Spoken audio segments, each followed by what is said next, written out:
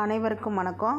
இது ஒரு தவறான சிகிச்சையால் வந்த வினை. தயவு செஞ்சு சொல்கிறேன், குட்டிகளுக்கு ஏதாவது உடம்புக்கு முடியல, இன்ஃபெக்ஷன் ஆகிருக்குன்னா தயவு செஞ்சு டாக்டர்கிட்ட எடுத்துகிட்டு போங்க. நம்ம எக்ஸ்பீரியன்ஸில் பண்ணுறேன்னு சிலர் சொல்கிறாங்க. அந்த எக்ஸ்பீரியன்ஸில் பண்ணி தாங்க இப்போ இந்த குழந்தை, நல்லா இருந்த குழந்தை இப்படி இருக்குது. இது ஒரு கன்னி குட்டிங்க.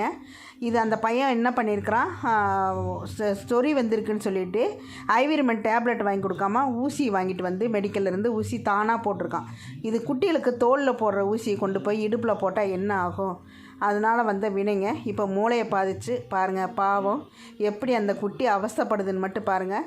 ஆனால் தப்பை உணர்ந்து என்ன பிரயோஜனங்க? செஞ்சதுக்கப்புறம் தப்பை உணர்ந்து ஒன்றுமே பண்ண முடியாது. ஆனால் தவிக்கிறது யார்? அந்த குழந்தை தானுங்க. வாயில்லா ஜீவனங்கள் தான் கஷ்டப்படுது. நம்மளுக்கு நம்ம பெரிய அறிவாளியாக இருக்கலாம். ஏன் அந்த அறிவாளியாக இருந்து நம்ம டாக்டருக்கு படிச்சிருக்கலாமில்ல? படிச்சிருந்தா இப்போ நீ ஊசி போட்டிருந்தால் கூட ஒன்றும் ஆகிருக்காது. இந்த மாதிரி முட்டாள்தனத்தெல்லாம் யாரும் பண்ணாதீங்க தயவு செஞ்சு. நன்றி, வணக்கம்.